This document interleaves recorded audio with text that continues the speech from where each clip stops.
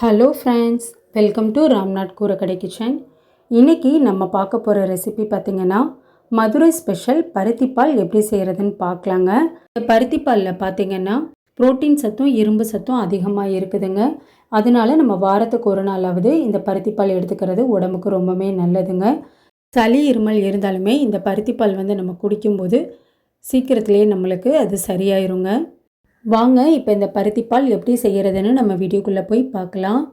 First இந்த recipe செய்கிறதுக்கு 100 gram அளவுக்கு பருத்தி கொட்டை எடுத்திருக்கேங்க. நல்லா க்ளீன் பண்ணிவிட்டு எடுத்து வச்சுருக்கேன்.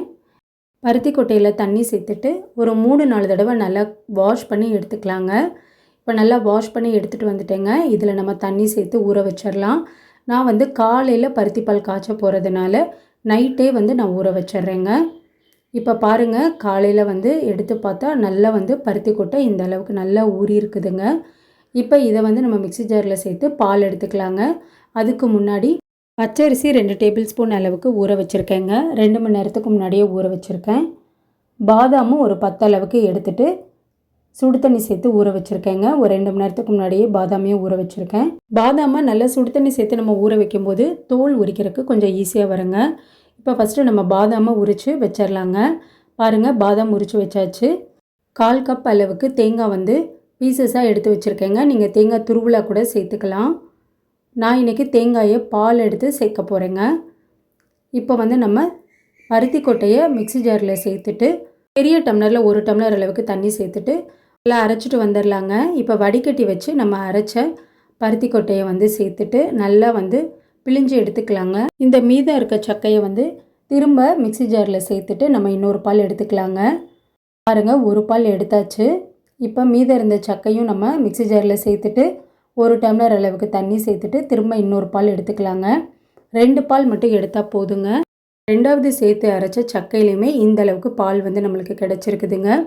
பாருங்கள், இந்த அளவுக்கு. இப்போ இது தனியாக இருக்கட்டுங்க இந்த பருத்தி பால்.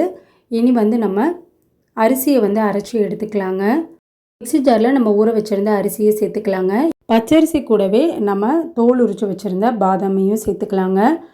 சேர்த்துட்டு கொஞ்சமாக தண்ணி சேர்த்து நல்லா நைஸாக இந்த மாதிரி அரைச்சி நான் ஒரு பவுலில் சேர்த்துக்கிறேங்க. நம்ம அரைச்ச ஜார்லேயே கொஞ்சமாக தண்ணி சேர்த்து அதையும் அலசி சேர்த்துக்கலாங்க. இப்போ இது தனியாக இருக்கட்டும். நம்ம பச்சரிசி அரைச்ச அதே ஜார்லேயே தேங்காய் சேர்த்துக்கலாங்க. வாசனைக்காக 3 ஏலக்காய் சேர்த்துருக்கேன். கொஞ்சமாக தண்ணி சேர்த்து முதல் பால் மட்டும் எடுத்து வச்சுக்கலாங்க. 2வது பால் எடுக்க தேவையில்லை. நல்லா திக்காக எடுத்து நான் பவுலில் வச்சுருக்கேங்க. இப்போ நம்ம பருத்திப்பால் செய்ய ஸ்டார்ட் பண்ணிடலாங்க. பருத்திப்பால் செய்கிறதுக்கு குக்கரில் நம்ம எடுத்து வச்சுருந்த பருத்திப்பாலை இன்னொரு தடவை நல்லா வடிகட்டி சேர்த்துக்கலாங்க. பாருங்கள், நம்ம வடிகட்டி எடுத்து வச்சுருந்ததுலேயே இந்த அளவுக்கு நம்மளுக்கு சக்கை இருந்திருக்கு. பருத்திப்பால் ஒரு 2-3 நிமிஷம் நல்லா கொதி வந்துடணுங்க. அதுக்கப்புறம் நம்ம அரைச்சி வச்சுருக்க பச்சரிசியை சேர்த்துக்கலாங்க.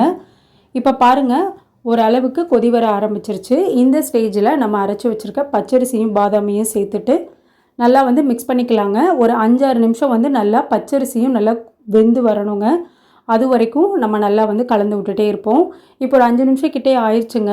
நல்லா கொதிச்சு வர ஆரம்பிச்சிருச்சு.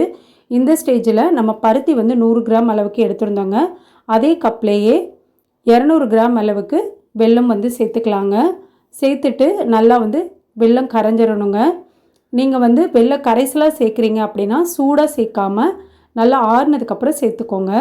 வாரத்தில் ஒரு நாளாவது இந்த பருத்திப்பால் குடிக்கிறது உடம்புக்கு ரொம்பவே நல்லதுங்க.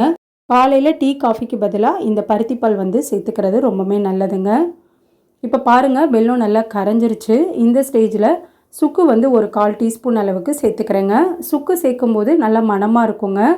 சுக்கு சேர்த்துட்டு ஒரு தடவை நல்லா கலந்து விட்டுக்கலாம். இப்போ நம்ம எடுத்து வச்சுருக்க தேங்காய் பால் சேர்த்துக்கலாங்க. அடுப்பை ஆஃப் பண்ணிவிட்டு சேர்த்துக்கலாம். அவ்வளோதான். ரொம்ப சூப்பரான ஒரு டேஸ்ட்டில் ரொம்ப ஈஸியான பருத்திப்பால் வீட்டிலையே நம்ம செஞ்சிடலாங்க. கண்டிப்பாக நீங்களும் நான் செஞ்ச அளவுகள் படி செஞ்சு பாருங்கள். செஞ்சு பார்த்துட்டு எப்படி இருந்ததுன்னு உங்கள் கமெண்ட்ஸை எனக்கு சொல்லுங்கள். நீங்கள் இப்போ தான் நம்ம சேனலை ஃபர்ஸ்ட் டைம் பார்க்குறீங்கன்னா ராம்நாத் கூரக்கடை கிச்சனை சப்ஸ்கிரைப் பண்ணிக்கோங்க. பக்கத்தில் இருக்க பெல் ஐக்கானை கிளிக் பண்ணிவிட்டு ஆல்ன்ற ஆப்ஷனை டிக் பண்ணிக்கோங்க. அப்போ தான் நான் போடுற புது ரெசிபிஸ் நோட்டிஃபிகேஷனில் உங்களுக்கு உடனுக்குடனே வரும். இந்த வீடியோ உங்களுக்கு பிடிச்சிருந்ததுன்னா லைக் பண்ணுங்கள். உங்கள் ஃப்ரெண்ட்ஸ் அண்ட் ரிலேட்டிவ் ஃபேமிலிக்கும் ஷேர் பண்ணுங்கள். இனி நான் வேறு ஒரு இன்ட்ரெஸ்டிங்கான ரெசிபியில் உங்களை பார்க்குறேங்க. தேங்க்ஸ் ஃபார் வாட்சிங்.